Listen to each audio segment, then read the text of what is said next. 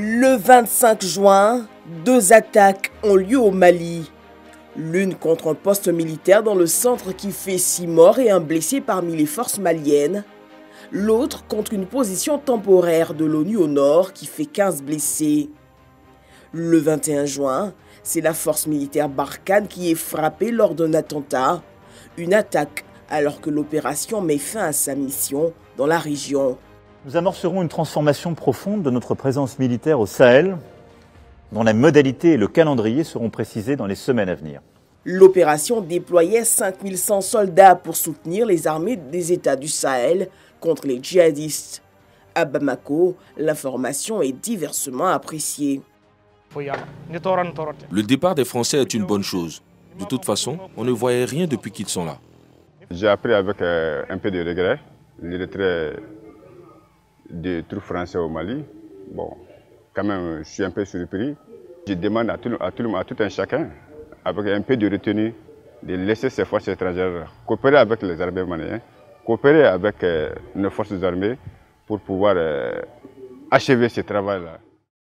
Et si à Bamako, l'annonce inquiète certains, c'est que depuis 8 ans, Barkhane a su empêcher un enquistement massif des djihadistes dans la zone sahélienne. Des inquiétudes que l'on retrouve au Burkina, qui connaît des attaques importantes.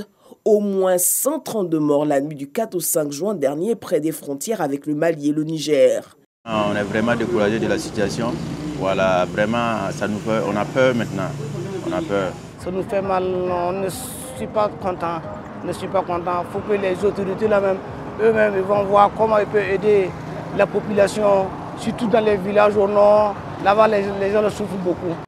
Les attaques terroristes au Burkina ont fait depuis 2015 plus de 1400 morts et près d'1 million de déplacés. Au Niger aussi, les attaques contre les civils se sont multipliées depuis le début de l'année.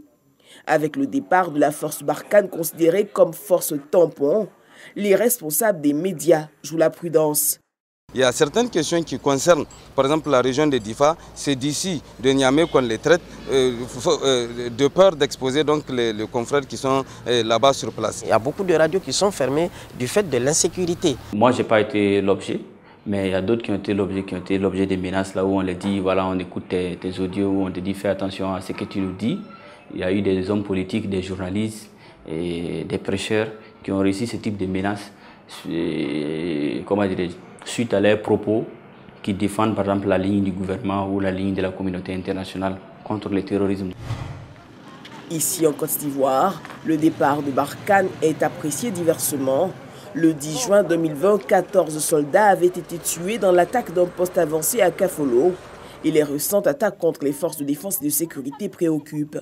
Quand on dit on a tué les gendarmes, et puis c'est eux qui nous gardent.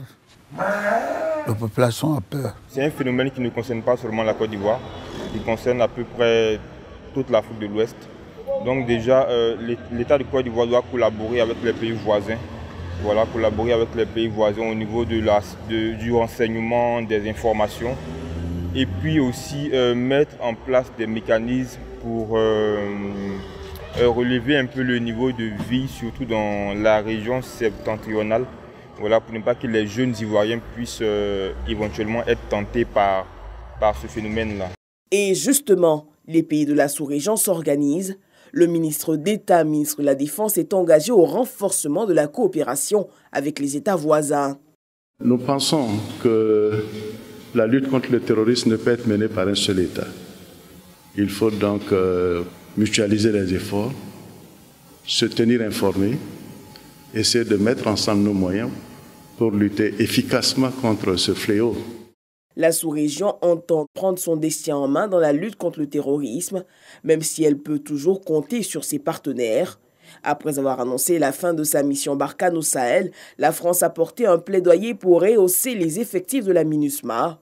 Ce mardi, le Conseil de sécurité des Nations Unies a prolongé la dite mission. La MINUSMA sera reconduite avec ses effectifs actuels, soit un maximum de 13 289 militaires et 1920 policiers.